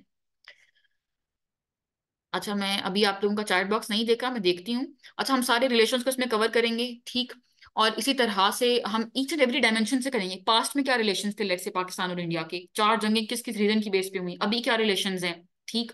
कंटेम्प्रेरी सिनारियो में क्या कोई ऐसे जो पॉइंट्स हैं जिसमें दोनों का इंटरेस्ट, कोई ऐसे पॉइंट्स हैं जहां पे दोनों एक दूसरे के साथ जिनमें उनके पॉइंट्स ऑफ कन्वर्जेंस हो, क्या दोनों के एक दूसरे के साथ कोई ट्रेड है, क्या दोनों किसी ऐसी ऑर्गेनाइजेशंस में हैं जहां पे कॉपरेशन कर सके? हम ना सिर्फ इसको पाकिस्तान और इंडिया के यू नो एंगल से देख रहे हैं, बल्कि हम इसको पाक अफगान में भी यही चीजें देखेंगे, पाक यूएस में भी देखेंगे कि हिस्ट्री में क्या रिलेशंस रहे थे, हमने क्यों प्रो वेस्टर्न ब्लॉक ज्वाइन किया था, सीटो और सेंटो को ज्वाइन करने का पर्पस क्या था। और हम स्लोली एंड ग्रेजुअली पूरी टाइमलाइन के साथ one by one till date तक आएंगे। उसके बाद हम ऑर्गेनाइजेशंस को देखेंगे। आप देख रहे हैं कि ये पॉलिटिकल साइंस पेपर 2 से किस तरह से डायरेक्टली लिंक है चीजें। और फिर हम उसमें economic crisis and energy problems of Pakistan बहुत डिटेल से आइए, वन बाय वन हम इसमें देखेंगे। स्पेशल इन्वेस्टमेंट फैसिलिटेशन काउंसिल देखेंगे कि किस तरह से अभी जो मिलिट्री है वो आपकी यू नो इकोनॉमिक पॉलिसीज में भी आ गई है। इसी तरह से आप देखेंगे energy crisis, very important topic, इस पे ऐसे भी आने के चांसेस होते हैं both for CSS as well as PMS. इसी तरह से पाकिस्तान के economic issues, inflation in Pakistan, महंगाई क्यों है पाकिस्तान में, बिजली के इतने बिल क्यों आ रहे हैं आजकल, लोग सड़कों पे निकल रहे हैं, लोग जो है वो खुदकुशियां कर रहे हैं और अपने बाइक्स को इवन के जला रहे हैं। आप डिफरेंट देख रहे होंगे उनके प्रोटेस्ट्स। क्यों है इतनी महंगाई, अनएम्प्लॉयमेंट क्यों है, डेट क्राइसिस पाकिस्तान का है क्या, उसके बिहाइंड दैट रीजंस क्या हैं, सर्कुलर डेट क्या होता है, ये सारी चीजें हम देखेंगे। फिर पाकिस्तान की foreign policy, nuclear program of Pakistan, Pakistan का न्यूक्लियर डॉक्ट्रिन है क्या, थ्रेश होल्ड है क्या, ठीक। इंडिया का क्या न्यूक्लियर डॉक्ट्रिन है, इंडिया के न्यूक्लियर डॉक्ट्रिन के चेंज होने से पाकिस्तान ने किस तरह से अपने न्यूक्लियर डॉक्ट्रिन को मोल्ड कर लिया। कश्मीर एंड पैलेस्टीन इशू को देखेंगे। और Kashmir issue, keep in mind, जो कश्मीर इशू है, अभी फेब्रवरी में Indian apex court, Indian supreme court ने एक बायस डिसीजन दिया है। और आप जो है वो उसमें देखेंगे कि जो कश्मीर इशू है हमने इस लेंस से भी कवर करना है। कश्मीर इशू बस ये नहीं है कि आपने अच्छा बस एक किताब से पढ़ा और हो गया, ऐसा नहीं होता, इट्स नॉट लाइक दैट। आपकी हिस्ट्री होती है, किताब से शायद हिस्ट्री कवर हो जाए, वो सिर्फ एक डायमेंशन होगी। फिर उसके बाद, हिस्ट्री के बाद, जो प्री पार्टीशन से पहले आप देखते हैं कि आपने कश्मीर जो था वो किस तरह से एक प्रिंसली स्टेट, और फिर हम पूरी उसकी वन बाय वन हिस्ट्री देखते हैं।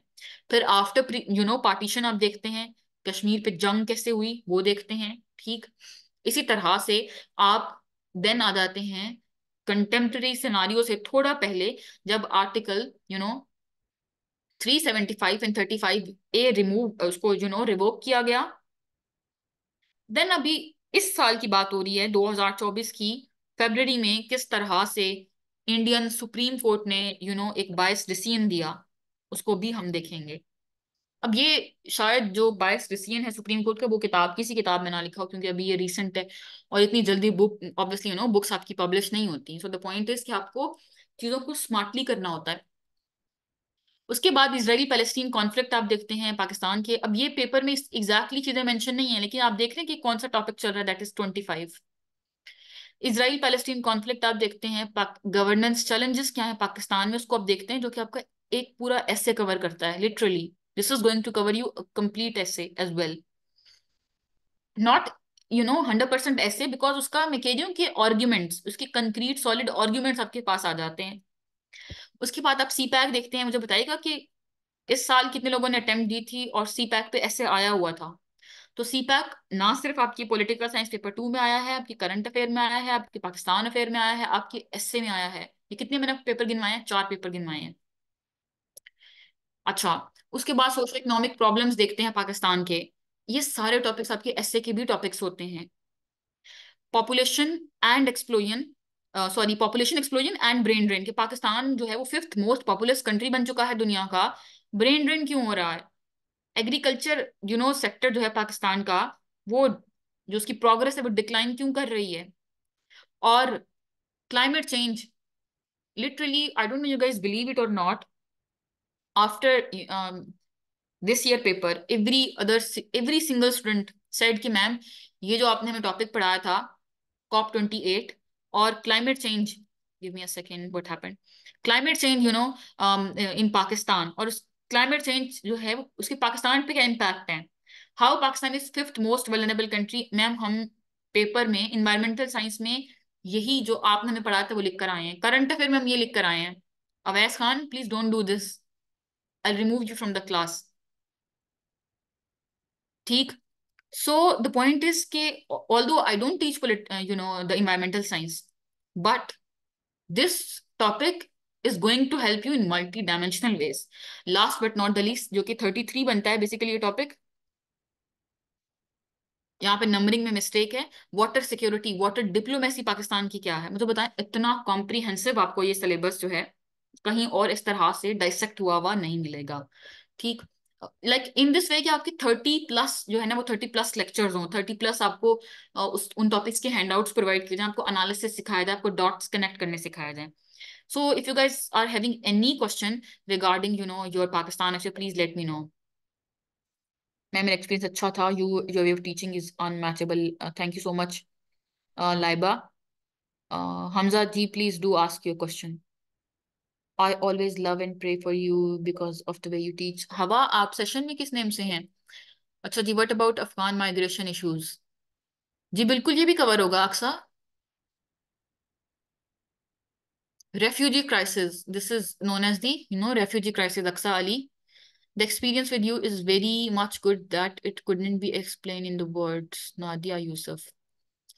I always love and pray for you because of the way you teach.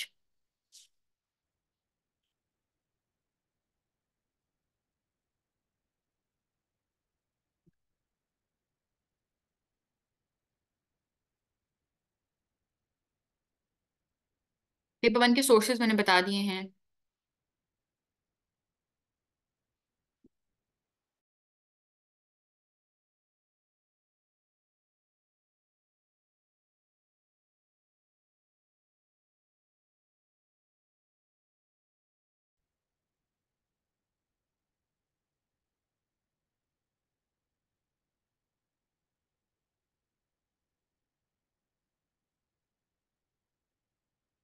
Ma'am marks यदि बहुत कम आते पाकिस्तान अफेयर्स में, क्योंकि आप बस जो है ना वो,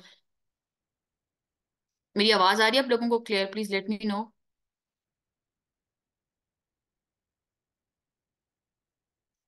मरियम आरिफ, आप काइंडली व्हाट्सएप पे कांटेक्ट करें, मैं व्हाट्सएप नंबर यहाँ पे मेंशन कर देती हूँ।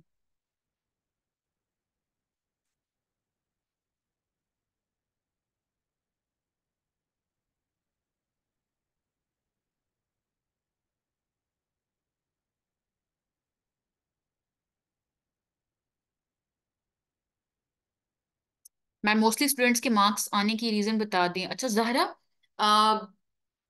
जहरा आप मुझे अपना कंप्लीट नेम बताइएगा। चैनल पे ही एक वीडियो है, और जो कि मैंने लास्ट जो मेरा पाकिस्तान अफेयर का सेशन था, उनकी डेमो क्लास थी, आप वो देख सकती हैं, चैनल पे मौजूद होगी। उसमें मैंने ये चीज क्लियरली बताई थी कि मार्क्स कम क्यों आते हैं। मैं आप लोगों को भी ये चीज क्लियर कर देती हूँ, मार्क्स इसलिए कम आते हैं क्योंकि Iqra Nawaz, same question, okay don't worry, अभी मैं आप लोगों को आंसर कर देती हूँ। पहली बात तो ये है, बहुत सारी अवाम का ये ख्याल है शायद पाकिस्तान अफेयर और करंट अफेयर दोनों सेम चीजें हैं। हमने जहां से करंट अफेयर पढ़ा है, तो पाकिस्तान अफेयर को बगैर समझे, पाकिस्तान अफेयर की एसेंस को समझे बगैर कर लेते हैं, कोई मसले की बात ही नहीं है। 18th, अभी मैं आप लोगों को give me a second, this portion specifically, this portion नहीं आता स्टूडेंट्स को। ये वाले पोर्शन की बात हो रही है, constitutional and political history. 18th amendment पे लिटरली मुझे बहुत सारे स्टूडेंट्स ने टेस्ट भी दिए थे अभी रिसेंटली, और उन्होंने मेरे से पढ़ा नहीं था, जस्ट टेस्ट दिए। और सिंपल मैंने उनसे क्वेश्चन पूछा था 18th अमेंडमेंट के लूप होल्स क्या हैं। अभी मैंने सवाल बहुत सिंपल पूछा था, ऑल्दो कि मैं टेक्निकल क्वेश्चंस भी, आप लोगों ने देखा होगा कि मैंने पॉलिटिकल साइंस पेपर 2 का जो मॉक लिया था उसमें बहुत ही टेक्निकल क्वेश्चंस थे।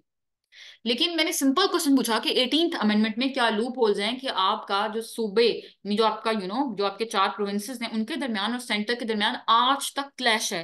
लेकिन 18th अमेंडमेंट तो इसलिए आई थी कि आपके सेंटर और प्रोविंस के मसले सॉल्व हो जाएं, वो सॉल्व नहीं हुए। तो उसकी रीजन क्या है? और उन्होंने,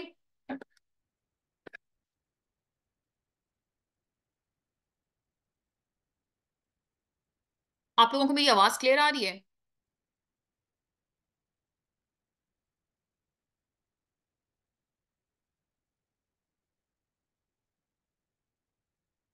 okay sorry, I didn't know कि it was connected with Bluetooth, और अभी मैंने ब्लूटूथ से उसको कनेक्शन उसको ऑफ किया है।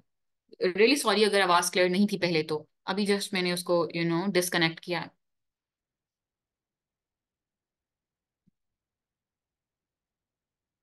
अच्छा जी, तो हम यहाँ पे ये चीज डिस्कस कर रहे थे कि पाकिस्तान अफेयर में नंबर कम इसलिए आते हैं। मैं अभी आप लोगों से पूछ लूं, मुझे ये बताएं, 18th अमेंडमेंट में इशू है क्या? तो आपको नहीं पता होगा। सिविल मिलिट्री रिलेशंस पूछ लो, तो लिटरली ऐसी ऐसी बातें लिखी होती हैं जो कि आप एक ब्यूरोक्रेसी का इम्तहान देने जा रहे हैं, सिस्टम का हिस्सा बनने जा रहे हैं। आपको भी पता है, मुझे भी पता है कि सिस्टम में बहुत सारे इश्यूज हैं। क्या आपका एग्जामिनर इस चीज को वेलकम करेगा? आप यू you नो अपने ही सिस्टम पे उठा के क्रिटिक करना स्टार्ट कर देते हैं। और माजरत के साथ, हमें कंस्ट्रक्टिव क्रिटिक नहीं करना सिखाया जाता, डिस्ट्रक्टिव क्रिटिक होती है हमारी। या फिर हमें एक चीज सिखाई जाती है, और वो क्या होती है कि ऐसे क्वेश्चन अटेम्प्ट ही ना करें। लेट से सिविल मिलिट्री रिलेशंस जैसे क्वेश्चंस को अटेम्प्ट नहीं करना चाहिए, ये आपको सिखाया जाता है जी। सिलेबस में है तो एग्जामिनर ने कुछ सोच के ही सिलेबस में आपके डाली है ना ये चीज, राइट? बलूचिस्तान इशू में जो मिसिंग पर्सन का इशू है, या फिर जो आपकी BLA बलूचिस्तान लिबरेशन आर्मी है, किस तरह से वो सी पैक के प्रोजेक्ट पे डिफरेंट अटैक्स हुए हैं, क्यों हुए हैं, नेशनलिज्म विद इन नेशनलिज्म क्यों इमर्ज हुआ। तो ये चीजें या तो आपको डराया जाता है लिटरली, या फिर आपको जो एक्चुअल एसेंस है पाकिस्तान का, क्या वो नहीं करते। आप ज्यादा से ज्यादा ये वाले जेनेरिक टॉपिक्स करते हैं। जेनेरिक टॉपिक्स क्या होते हैं? लेट से आपने ऑर्गेनाइजेशन से कोई क्वेश्चन अटेम्प्ट कर लिया, रिलेशन से कोई क्वेश्चन अटेम्प्ट कर लिया, या फिर आपने लेट से फॉरेन पॉलिसी पे अगर कोई क्वेश्चन आया है तो उसमें यू you नो जो एक्चुअली में फॉरेन पॉलिसी की एसेंस है वो नहीं डाली। या फिर आपने क्वेश्चन अटेम्प्ट के लिए ये वाला पार्ट वाला गवर्नेंस का जेनेरिक क्वेश्चन। मुझे बताएं, जो आपका बाबा जी बैठे हुए हैं पेपर चेक करने के लिए, वो तो प्रोफेसर हैं पाकिस्तान स्टडीज के, उनको आपके पेपर में क्यों इंटरेस्ट होगा? मुझे बताएं। आपने प्री पार्टीशन से कोई क्वेश्चन नहीं अटेम्प्ट किया, आपको आती ही नहीं थी क्योंकि, ठीक है। उसके बाद दूसरी बात, आपने कॉन्स्टिट्यूशनल पॉलिटिकल हिस्ट्री में से कोई क्वेश्चन नहीं अटेम्प्ट किया क्योंकि आपको आती नहीं थी। और अगर आती भी थी तो आपने एनालिसिस के साथ चीजें नहीं पढ़ी हुई थी। मुझे बताएं, क्यों एग्जामिनर को इंटरेस्ट होगा आपके पेपर में? खुद बता दें, इस चीज का जवाब मुझे आप लोग खुद देंगे। क्यों एग्जामिनर आपको इस तरह के, लेट से आपका जो क्वेश्चन है population explosion in brain drain, last year का पेपर उठा के देख लें, एक जेंडर पे क्वेश्चन आया हुआ है, एक आपका क्वेश्चन आया हुआ है लिटरली पॉपुलेशन एक्सप्लोजन पे, ठीक है। और इसी तरह से करंट अफेयर से रिलेटेड एक क्वेश्चन आया हुआ है, और जेनेरिक क्वेश्चन सब अटेम्प्ट करके आते हैं। मुझे बताएं, क्यों वो जो बाबा जी हैं वो आपको क्यों नंबर देंगे? आपने क्या उनके लिए कोई आसानी पैदा की है जो आपको वो नंबर दें? ऑल्दो कि he is a professor of Pakistan studies, पूरी जिंदगी पाकिस्तान स्टडीज पढ़ा के आए हैं वो। हाँ जी, व्हाट यू गाइस थिंक? अच्छा, इसके अलावा कोई क्वेश्चन है तो प्लीज डू आस्क। और क्वेश्चन की ना ब्रेक डाउन बहुत इंपॉर्टेंट होती है, जो कि अनफॉर्चुनेटली हमें नहीं सिखाई जाती। लेट्स से आपका क्वेश्चन है 18th अमेंडमेंट का। अब जो पता होगा ना 18th अमेंडमेंट के बारे में, हमने जस्ट ये लफ्ज देखा है, और हम उस पर जो लिखना स्टार्ट होंगे, हम 10 शीटें भर देंगे, और बाहर एग्जाम हॉल से आके कहेंगे बल्ले बल्ले जी, हमने तो 18th अमेंडमेंट पढ़ा था, उसी पे सवाल आ गया। ऐसा नहीं होता। You have to hit the bull's eye. जो पूछा सिर्फ वही बताना है, उस ना उससे ज्यादा ना उससे कम। लेट से एग्जामिनर मेरे से पूछ रहा है कि 18th अमेंडमेंट के बावजूद आपके जो, गिव मी अ सेकंड, आपके रिलेशन जो है वो सेंट्रल प्रोविंस के वो बेहतर नहीं हो सके, उसकी क्या रीजन है? मुझे बताएं। आप अब उसमें जाके अगर ये लिखाते हैं कि 18th अमेंडमेंट जो है वो 2010 में पास हुई थी, और 18th अमेंडमेंट के ये प्लस पॉइंट्स हैं, 18th अमेंडमेंट ने ये काम कर दिए, जबकि उसने आपसे पूछा था कि सेंटर प्रोविंस के रिलेशन क्यों बेहतर नहीं हो सके। क्या सूबों को जो कुछ सब्जेक्ट्स दिए गए हैं और मिनिस्ट्रीज दी गई हैं, क्या उनसे वापस ले लेनी चाहिए? ये मैंने पॉलिटिकल साइंस पेपर 2 में मॉक लिया था, उसमें पूछा भी हुआ था ये क्वेश्चन, एग्जैक्टली यही question. What do you think? The subjects given to the provinces should be taken back or not? If you think yes, then why? If you don't think, you know then why? तो वो पूरा analysis पे based question था। अगर आपने 18th amendment का word देख के उस पर यही लिखना शुरू कर दिया, तो क्यों एग्जामिनर आपको नंबर देगा? वो आपको इंटरेस्ट ही नहीं है उसको आपके पेपर में बिल्कुल भी। अच्छा, उसके अलावा कोई क्वेश्चन है? What is your question? Ma'am please answer my question, what is your question? I am unable to see your question. Hamza.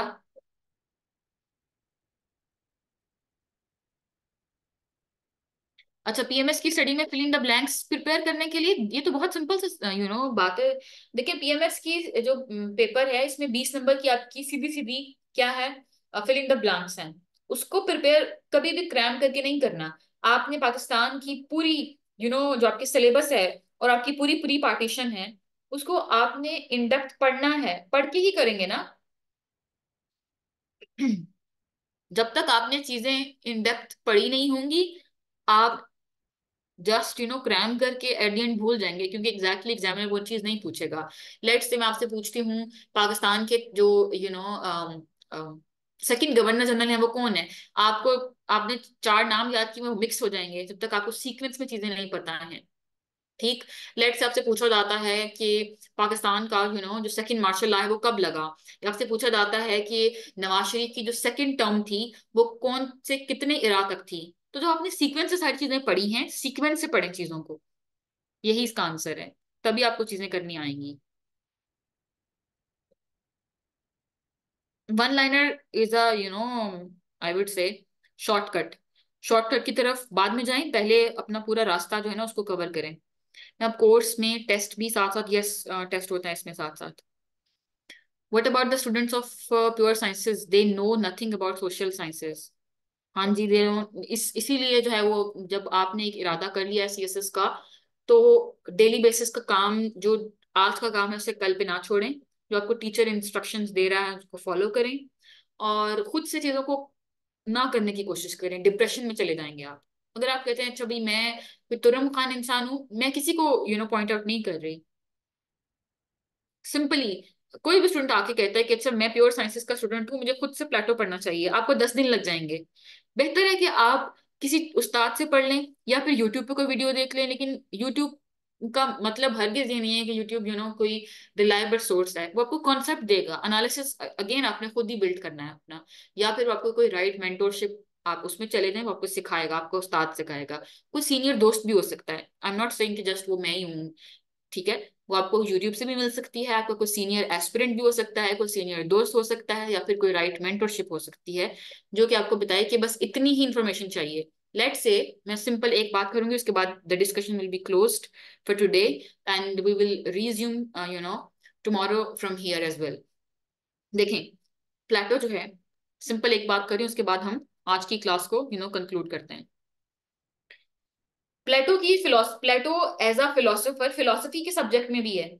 आप में से बहुत सारे स्टूडेंट्स ने फिलोसफी भी ऑप्ट किया होगा, लेकिन आपको वो फिलोसफी वाला प्लेटो यहाँ पे पॉलिटिकल साइंस में नहीं पढ़ना। अब वो बहुत ज्यादा डेप्थ में है। यहाँ पे आप चीजों को जेनेरिक करते हैं, और लेट से हम देखते हैं कि प्लेटो की आइडियल स्टेट क्या है, नंबर वन। ठीक। उससे पहले हम देखते हैं कि प्लेटो ने एक थ्योरी ऑफ एजुकेशन दी थी, वो क्या है। उस थ्योरी में फिर हम देखते हैं कि प्लेटो ने 3 तरह के एग्जाम बताए हैं, 1 2 3। देन जो है वो प्लेटो उस एग्जाम्स के बाद जो है वो बता रहा है कि फिलोसफर किंग किस तरह से बनेगा, जो कि उसकी आइडियल स्टेट का रूलर होगा। देन जो है वो प्लेटो बता रहा है कि फंक्शनल स्पेशलाइजेशन क्या है, again that is another domain. फिर प्लेटो जो है वो एक और कॉन्सेप्ट देता है, that is communism. Communism of family, communism of wealth. बस आपको इतना ही पता होना चाहिए प्लेटो के बारे में। जो उससे ज्यादा अगर आप करेंगे तो आप फिलोसफी में जा रहे हैं, फिर आपको पता नहीं चलेगा और आप एक ही टॉपिक पे बैठे रहेंगे। सो इसलिए एक राइट मेंटोरशिप या राइट मेंटोर वो कहीं से भी आपको अगर मिलती है तो ले लें। मैंने बताया कि आपका दोस्त हो सकता है, आपका सीनियर हो सकता है, कोई सीनियर एस्पिरेंट भी हो सकता है, यूट्यूब भी हो सकती है, और किसी टीचर से अगर आपने कोर्स लिया है तो वो भी हो सकता है। That's it.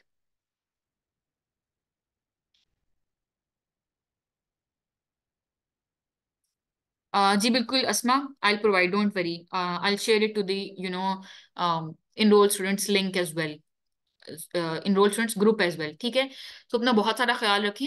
अगर किसी भी स्टूडेंट की मजीद कोई क्वेरी है तो प्लीज डू आस्क, अदरवाइज हम आज की क्लास को कंक्लूड करते हैं। अच्छा, मैं सारे स्टूडेंट्स को एक चीज क्लियर कर दूं, जो अभी सेशन में इनरोल्ड हैं, कल से हमारा सेशन जो है वो प्रॉपरली स्टार्ट हो जाएगा। वन बाय वन हम टॉपिक्स को कवर करेंगे for both Pakistan Affairs, Pakistan Studies and Political Science. It is 2 months based extensive session. The other thing is कि हर टॉपिक के साथ उसके डिटेल्ड हैंडआउट्स आपको प्रोवाइड किए जाएंगे।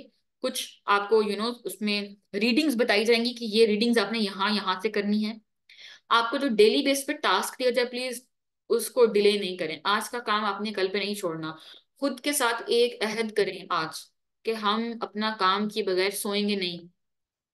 अब मैं ये नहीं कह रही कि सोएंगे नहीं का मतलब ये कि अपनी हेल्थ पे कॉम्प्रोमाइज करें, लेकिन खुद के साथ एटलीस्ट अपनी वॉल पे अपनी चिप पैड को उसके नीचे गम लगाएं और उस पे लिखें कि ये हम पे वाजिब है, कसम है हम पे कि हम आज का काम कल पे नहीं छोड़ेंगे। That's it. उसके बाद लास्ट बात, मैं क्लास को उसके बाद एंड कर रही हूँ। आप में से कितने सारे स्टूडेंट ने कभी कोई पहाड़ देखा है? एक्चुअली में पहाड़ देखा है, बड़े वाला? कोई भी चले, इवन की पिक्चर्स में ही देखा है। किसी ने कोई पहाड़ देखा है कभी? अच्छा, स्मॉल वन। अच्छा बुशरा, कोई बात नहीं है अगर आपने स्मॉल वन भी देखा है तो।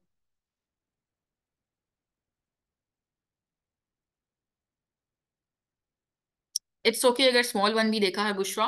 तो उसमें क्या होता है कि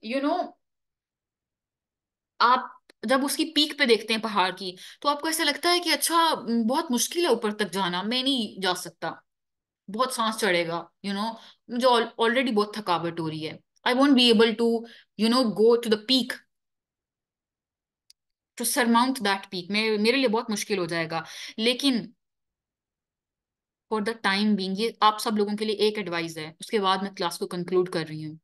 और वो सिंपल एडवाइस यही है, आपने सिर्फ एक स्टेप अगर आप जो पहाड़ पर जाने लगते हैं, आप या अगर एक कदम आगे वाले रास्ते को सिर्फ देखें और उसकी पीक को ना देखें, तो आपको पता भी नहीं चलता कि सफर तय हो गया और आप यू नो उसकी जो पीक होती है, जो जहां पे आपकी मंजिल होती है, वहां पहुंच जाते हैं। लेकिन अगर आप बैठ के ये सोचते रहे मैं कहाँ कैसे पहुंचूंगा वहां तक, कैसे पहुंचूंगी वहां तक, तो बहुत मुश्किल हो जाएगा। ठीक। For the time being just एक एडवाइस है, सिर्फ एक एडवाइस, सिर्फ नेक्स्ट स्टेप की तरफ आपने देखना है, उससे नेक्स्ट स्टेप की तरफ नहीं देखना। सिलेबस कैसे कवर होगा, चीजें कैसे होंगी, पता नहीं मैं कर पाऊंगा या कर नहीं कर पाऊंगी, होगा या नहीं होगा, फेल हो गए तो क्या होगा।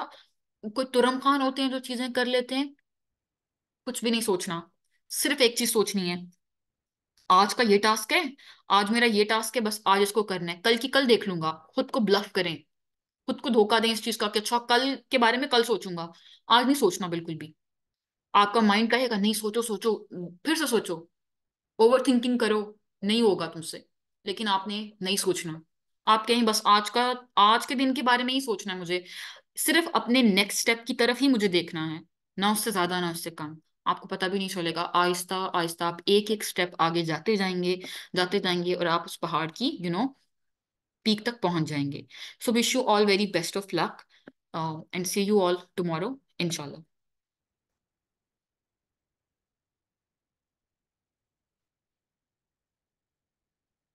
ओके जी, I am signing off for today. Okay okay okay perfect.